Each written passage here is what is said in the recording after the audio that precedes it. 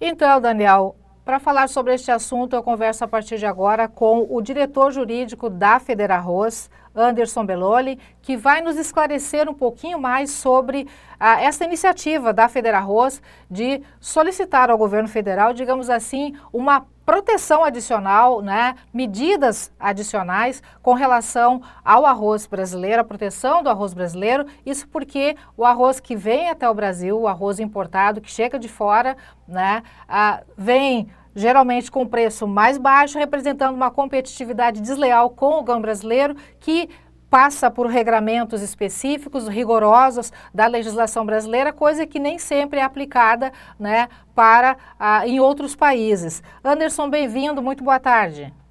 Boa tarde, Lena, telespectadores, um prazer estar falando contigo. Anderson, fala para a gente um pouquinho, só para que o pessoal de casa entenda um pouquinho. Vocês enviaram ao governo federal uma solicitação de aplicação de medidas anti-dumping socioambiental referente a importações de arroz para o Brasil. Fala um pouquinho para a gente o que motivou, qual foi o gatilho principal para a adoção desta medida. Lena, para que o nosso telespectador compreenda, as medidas de dumping ou anti-dumping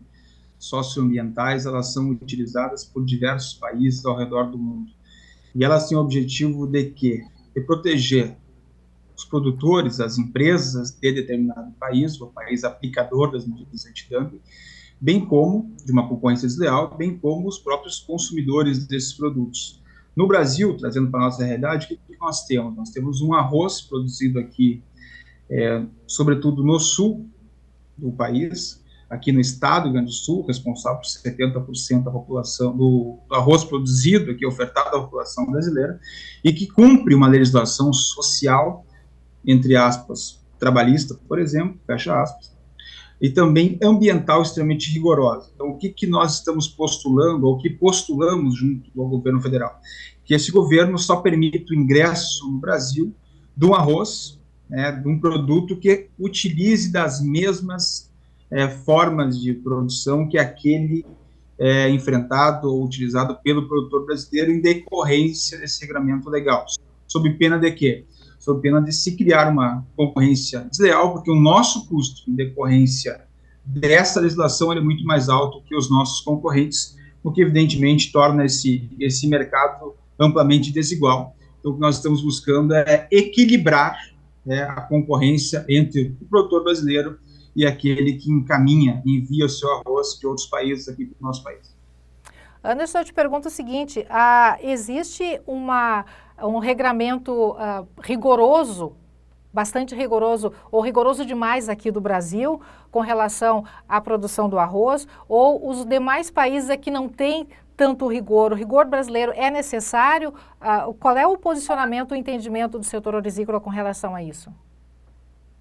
O que nós podemos dizer sobre a questão da legislação brasileira é que ela é a mais rigorosa do mundo, o que, no caso do arroz, nós temos concorrentes, sem entrar no mérito se a nossa legislação é adequada ou não. O que importa para nós hoje, nesse momento, é que a nossa legislação ela é extremamente rígida, o nosso produtor a cumpre na sua integralidade, salvo exceções muito pontuais, que eventualmente são divulgadas em imprensa, o que não é a regra. Então, o que nós estamos buscando é o quê? Para que haja uma concorrência, para que esse produtor aqui do fundo do Brasil, do Rio Grande do Sul, possa cumprir essa legislação, nós buscamos é que os países concorrentes cumpram as mesmas regras aqui que o legislador brasileiro, que o produtor brasileiro. Tem outro aspecto que foi mencionado, inclusive, nesse documento direcionado ao governo federal, que existe uma preocupação também com a questão da saúde pública, a questão de agrotóxicos, né? Porque existe um regramento bastante rígido aqui no Brasil também, o que não é seguido, a gente sabe, por todos os países, né? O que nós geralmente verificamos? Há um regramento específico no Brasil sobre a aprovação e a possibilidade de uso de agroquímicos no Brasil. Ou seja, todo agroquímico utilizado nas lavouras aqui passa por uma verificação do MAPA, do Ministério da Agricultura, da Anvisa, vinculada ao Ministério da Saúde, e do próprio Ministério do Meio Ambiente. O que nós sabemos, evidentemente, é uma legislação, é um processo super rigoroso, super demorado, super caro, que inclusive reverte num custo de produção muito maior ao produtor, porque esse produto chega lá na ponta, lá na produção, lá na instância, na fazenda desse produtor, num valor muito mais alto, justamente em decorrência desse custo de aprovação. e que em países, repito, concorrentes, nós sabemos que não há todo esse rigor, todo esse processo de verificação nos químicos utilizados, o que evidentemente reforça a ideia que temos que existe uma concorrência desleal entre o arroz que é produzido no Brasil, que é de extrema qualidade, e aquele que é internalizado aqui, sobretudo, em grandes centros consumidores, como é São Paulo, como Minas Gerais, Rio de Janeiro e assim por diante. Anderson, é entendimento da categoria de que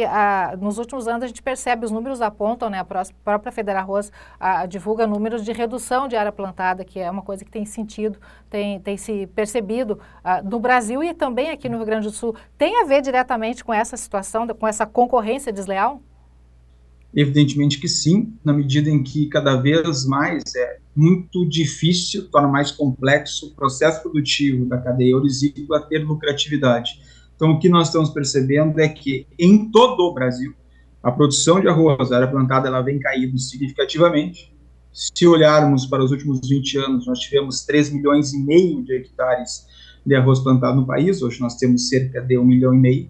No Rio Grande do Sul, nós tínhamos 1.200.000 hectares plantados, hoje nós temos 839 mil na última safra, o que mostra que esse produtor de arroz, frente à pouca rentabilidade que o arroz vem dando, vem buscando, como não pode deixar de ser, alternativa à sua produção para que ele seja sustentável economicamente. Então, a tua pergunta é oportuna por quê? Porque revela que, de fato, existe uma dificuldade muito grande de se manter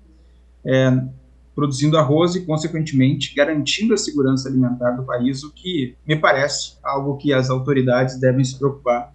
porque a partir do momento em que o produtor gaúcho, sobretudo, deixar de plantar, nós, consequentemente, não teremos arroz a ofertar a médio e longo prazo no país, o que vai, certamente, também, nesse período de 5, 10, 15 anos, aumentar esse valor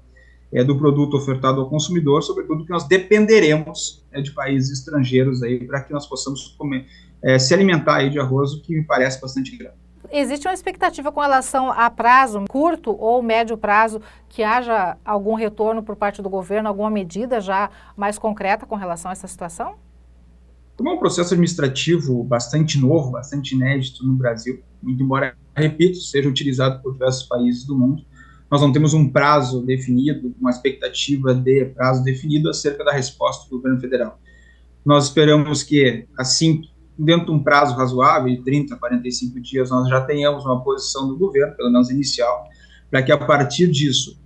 dependendo dos retornos do governo federal, das posições que vão ser adotadas a partir do nosso pedido, que me parece bastante razoável, a Federarroz volte a internalizar esse debate a partir desses retornos, a partir dessas respostas, e decidindo o que fazer na medida em que me parece, repito, algo que vai proteger não só o produtor e esse setor que é tão importante para o nosso estado e para o nosso país, mas sobretudo pelas razões que colocamos aqui, o próprio consumidor, o que nos mostra aqui a razoabilidade do pleito apresentado junto ao governo federal, que é um governo que, sabemos, se preocupa, mostra sempre uma preocupação bastante grande com o bem-estar da população e que nós esperamos, então, que concretize seu discurso adotando as medidas que nos parecem razoáveis em relação a esse assunto. Algum aspecto adicional, Anderson, que eu não tenha te perguntado e que tu acha que seja importante destacar sobre esse movimento todo que se inicia a partir desse envio de documento ao governo federal? Me parece que é importante destacar, e isso vai na linha da pouca competitividade que o setor tem, e eu citei aqui os números de safra e os números de área plantada no Brasil e no Rio Grande do Sul, que vem reduzindo significativamente. Um ponto que me parece importante destacar também é que o número de indústrias no nosso estado, isso revela toda a pouca competitividade que o setor como cadeia vem desenvolvendo nos últimos anos, é que nós tínhamos há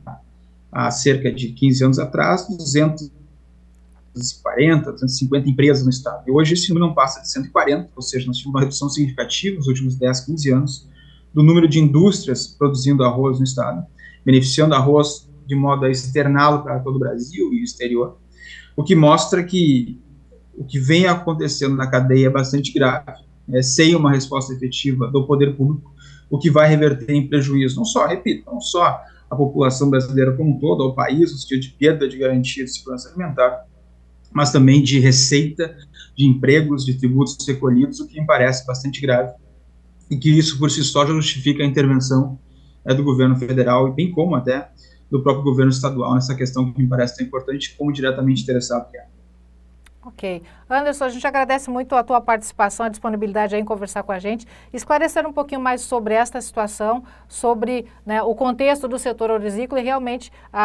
essa condição aí do setor que se sente, digamos assim, muito prejudicado, né, com as regras, com o que está acontecendo agora com relação a produto que vem de fora, né, e a disparidade que existe, né, com relação a produção, com relação a custos, a investimentos que são feitos aqui e que não são feitos na mesma proporção de fora, e a questão de disparidade de preços aí se torna uma situação bem desigual, né? Muito obrigado pela participação mais uma vez.